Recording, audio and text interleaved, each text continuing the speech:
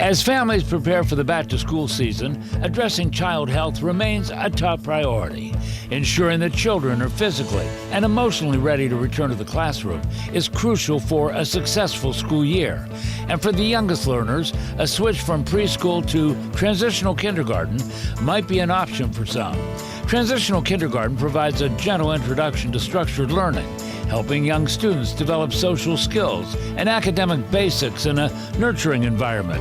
But not everyone is on board. For families looking to support their child's education beyond the early years, platforms like Learnville offer valuable resources. By integrating interactive content with personalized learning paths, Learnville supports continued growth and development, ensuring that children and adults alike can thrive. It also incentivizes learning, bringing students motivation to show up for class and succeed.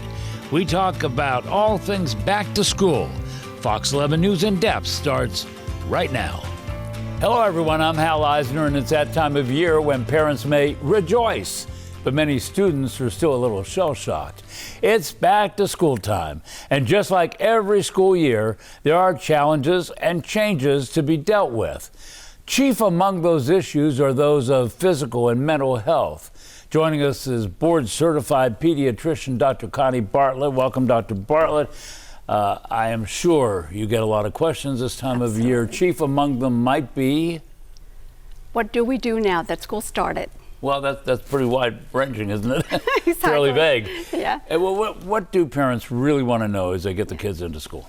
So a couple of things, Hal. I mean, basically, they're coming from a really fun summer with lots of fun activities and not a lot of structure. So now they're moving into an environment where they're expected to pay attention, to perform their homework, to be more focused. So the most common question I get from parents, like, how do I transition my children from a summer full of fun into a structured environment? And one of the things you have to do is get back to sleep habits. Correct. And eating habits that you may have changed over the summer? Absolutely. Sleep is probably the most important routine to get into when you return to school, because some of these kids, they have to get up early to catch the bus of being transported to school. So I recommend that parents start the clock early, maybe half an hour earlier than they normally do, and make sure that set these routine into motion where they have the children prepare their clothing the night before, prepare healthy snack for school the day before. So that way, you know, when they rush out of school in the morning, they don't have to forget these things or being late or need extra time that they could have been saved by preparing the night before. Yeah, because when you start the day in a rush, your day is kind of messed up all day long sometimes. Absolutely. You know, what are some of the health concerns for children because you have childhood diseases? Yes. Are we still worried about measles and chicken pox? And I hear there's an uptick in whooping cough. Yes, so those diseases are always been around, and we have been able successfully kind of curtail it through the vaccination to the children. So a couple of things, measles is making a comeback. A lot of it, there's multi-factors that lead into that. I think the COVID pandemic has caused a cessation, a lot of well visits to the doctor's office. So these children are no longer vaccinated or not vaccinated at the rate they should be. And there's a lot of concern with parents in vaccinating against measles. So when the what we call herd immunity drop because the vaccine rate is lower, it causes resurgence of these disease. So are you encouraging parents to have their kids vaccinated if they haven't been in the last, quarter? In the last 2 years, right, since the pandemic, or at any age when they're due for the vaccine that's necessary. Do they have any natural resistance at all? No. Unfortunately, from prior? So yes, so if you had the measles and feel fortunate enough to survive it without any consequences, you can develop natural immunity, but the risk is not there, and especially when you're talking about the communicable of measles is extremely contagious. You can spread it to other children, to your own siblings at school who are young and haven't had the chance to be vaccinated. And a different kind of resistance. Are parents resisting vaccinations? Absolutely. And unfortunately, there's a rise in that at this point. There's a lot of mistrust in the vaccine, and there's a lot of misinformation being fed to the parents through social media. And that has also caused a decrease in routine vaccination in children. Is that what you attribute that to, social media chat? Yes, so the way I view social media is a double-edged sword. I think there's a great source of information, but also there's also an open forum for a lot of misinformation. So I caution parents about using social media as a primary outlet to look for reliable medical information. How much of a problem is that if parents are resisting vaccinations for their kids? Right. Now you bring all these kids together and they haven't been vaccinated for COVID. They haven't been vaccinated for what, RSV? Whooping cough. Whooping cough, yeah. Yeah, so then eventually what we're going to do is we're going to see a resurgence. Some of these disease has been eradicated in the United States or has been dropped to a level that significantly, like for me, I've been in practice for 28 years, measles. It's one of those diseases that I don't see very often because it's been completely eradicated in the 2000 in the United States until recent years when a lot of measles outbreak are from family traveling outside the country and bring it back into the U.S. The one I remember is chickenpox, and chickenpox always has a gift for you as you get older, and that becomes shingles because it lays dormant in your system. I'm not a doctor, and I don't play one on TV, but that's why you're here. And so why is it important to make sure that the kids are prepared, because it may affect their adulthood? Absolutely. So shingles can only occur in individuals with the chickenpox. So you can get shingles if you're vaccinated and did not get the natural disease. So, and I don't know, as an adult, if you don't know anybody who had the shingles as an adult, it's a miserable disease. Yeah, it's not much fun. Talk about super lice. And it can be contagious. I want to talk about super lice because we're kind of short on time. Tell me about that. Absolutely. So super lice is basically lice has been resistant to typical over-the-counter treatment. So super lice, same symptom, exact same anatomy, except that because of some mutation, therefore now become resistant to over-the-counter treatment. This has always been a problem, but I hear it's exacerbated by selfies. Yes, so you've seen the teenagers, the young people that are doing selfie, the head-to-head. I mean, you have to have a prolonged exposure, so I'm not saying that you guys should stop selfie each other. However, with any exposure, you're at risk of lice can transfer onto your hair shaft and lay nits and make themselves at home. So the problem is when they get their phone and then they put it up here and they say, here, come on over here, let's take a selfie. You get your hair next to each other, the lice jump around. Correct. Okay, well, warning parents. There you go. That's a problem. Okay, very good. All right, Dr. Connie Bartlett, thanks so much for joining us. Fox 11 News in Depth continues after this break, and we'll continue to look at things related to school.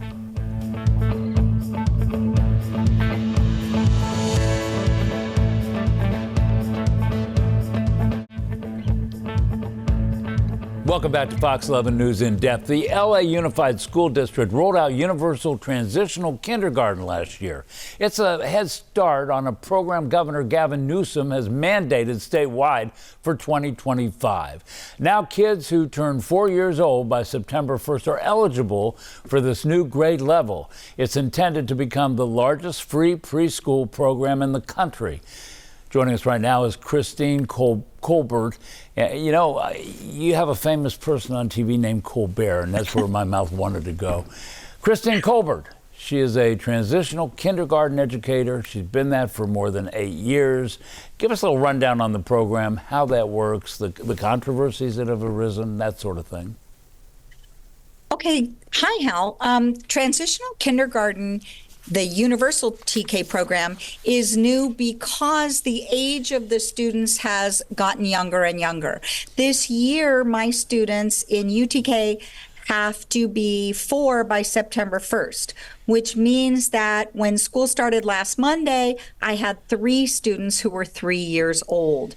And now over the course of the next 2 weeks, they're going to be turning 4. And that is the youngest age that we have ever taught on an elementary school campus.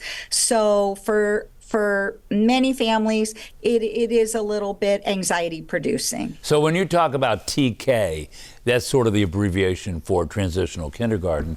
It's not really new, but it has changed recently, right? Yes. TK in itself has been around for a long time. I came into the transitional kindergarten program in 2016, and I switched over to UTK last year. It's a wonderful program because what it does is it's a mandatory 2-year program that exposes our students to kindergarten skills that they are going to practice again the following year. It's a 2-year program. How is it different from private preschool? In the Los Angeles Unified School District and across the state of California, UTK is taught by credentialed teachers.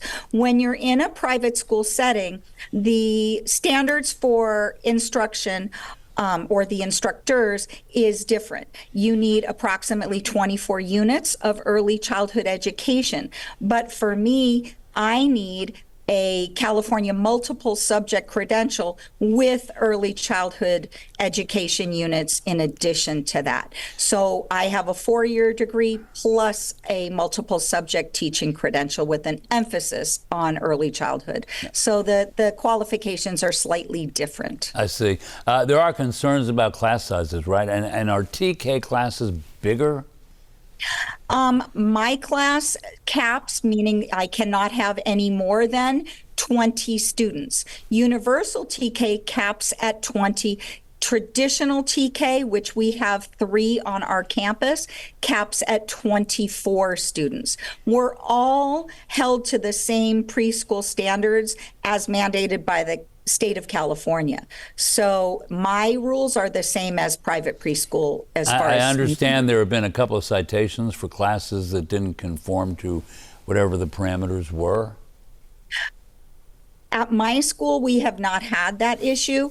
I assume that across the district and the state, there may be citations, but I am not aware of them in my school community. You know, I got to tell you, I remember my kindergarten teacher very well.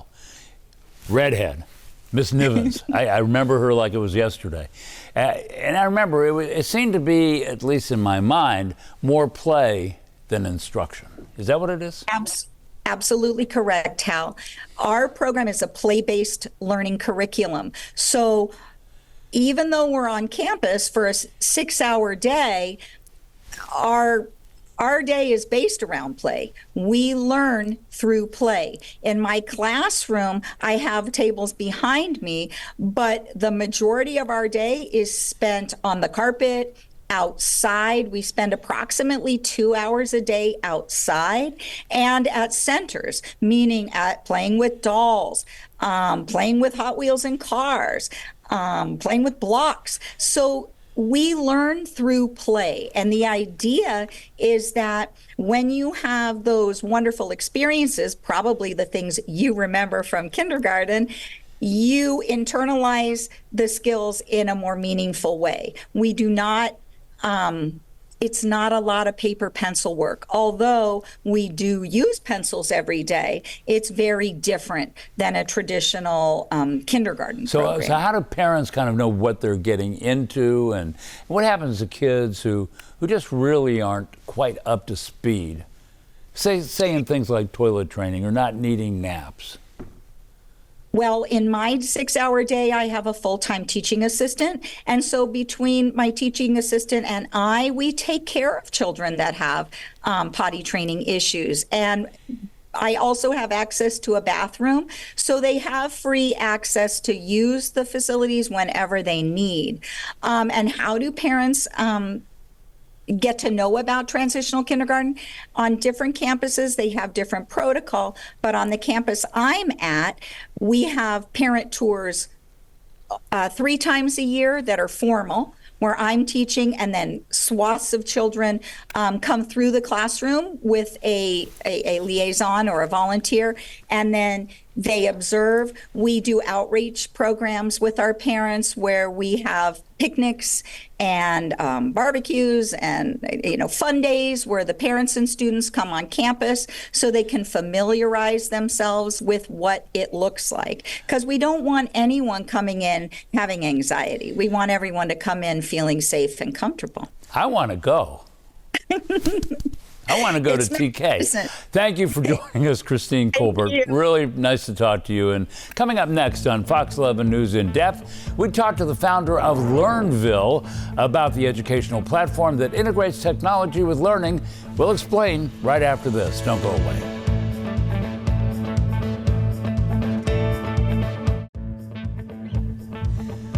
As the kids go back to school, many young people and their parents discover that learning motivation is just a little lacking. In fact, chronic absenteeism has become an epidemic in America's schools, and the pandemic didn't help at all. From 2018 to 2023, the rate of chronic absenteeism nearly doubled from 15 to 26%.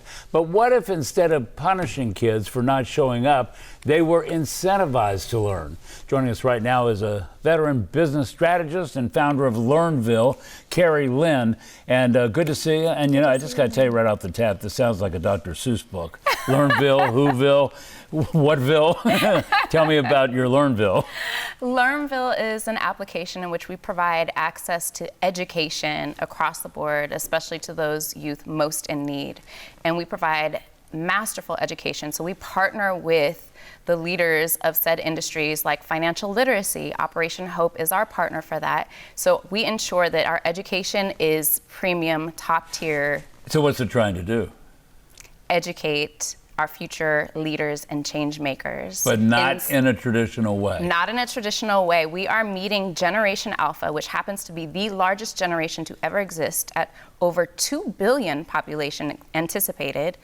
And we are delivering them information in bite-sized pieces in TikTok-like form. Isn't it amazing how many things we try to get into TikTok-like form? But, you know, in a way, isn't this something that would help inner city kids? Because it is kind of targeted that way, to almost learn about doing a job. Correct. We're incentivizing them first by giving them the power to learn and earn points to cash in for digital gift cards for some of their favorite brands. And this empowers them, so if their basic needs are not met, they're able to go study, do these classes, and go get food at the grocery store. Or take these classes, get enough points, and go get some sneakers that they need. And so this is a way that it boosts their self-esteem, gives them some sort of empowerment, and also we're giving them tools so that they can be overall healthier in our communities. Sounds like a pretty good concept. How well is it working? It's working amazingly. Yes, we have increased attendance, we have increased the test scores in schools, and decreased the need for mental health services. Where's this being done right now? Long Beach, Los Angeles, various schools, 7 schools in LA County, Atlanta, and Miami. And the age group? High school, 14, well, some are over 18, so 14 to 20 at this time. How are you attempting to expand?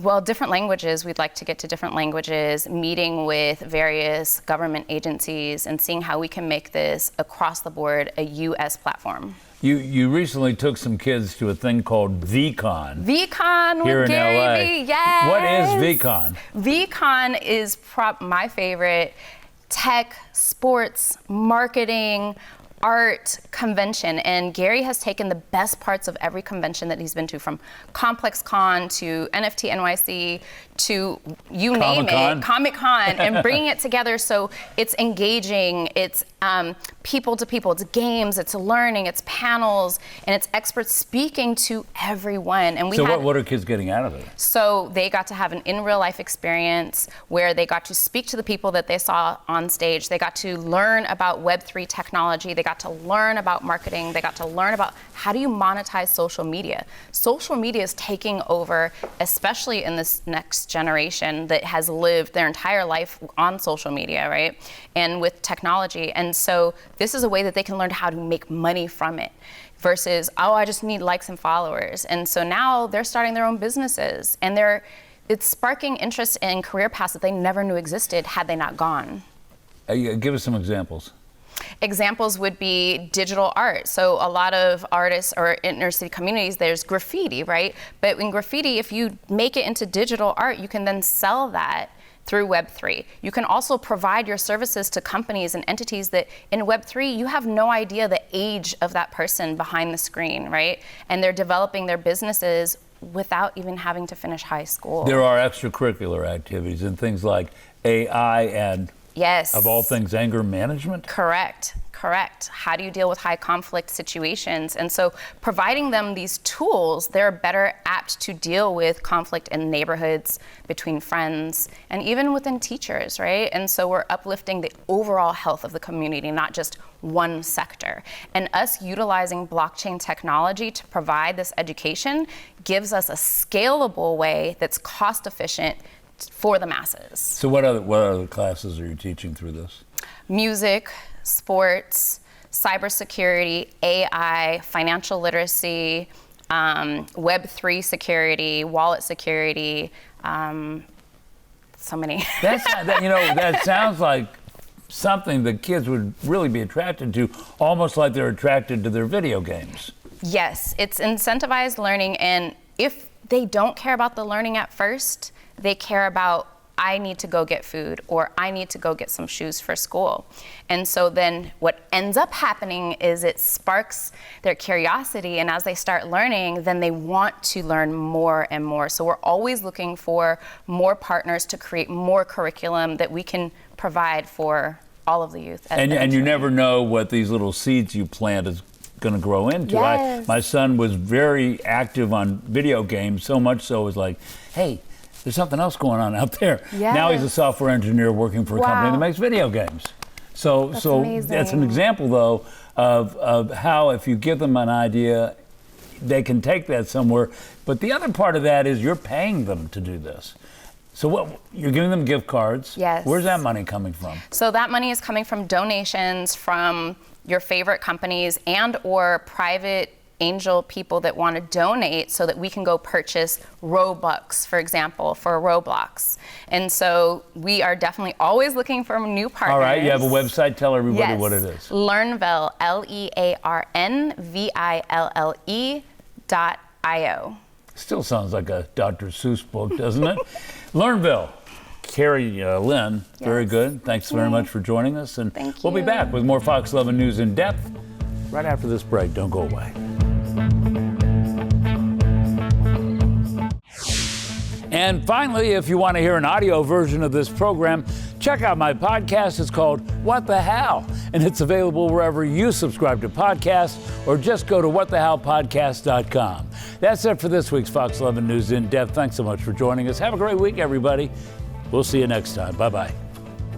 School days, dear old golden rule days, reading and writing and arithmetic, taught to the tune of a hickory stick. You were my queen in calico, I was your bashful barefoot beau, and you wrote on my slate, I love you, Joe, when we were a couple of kids. School days,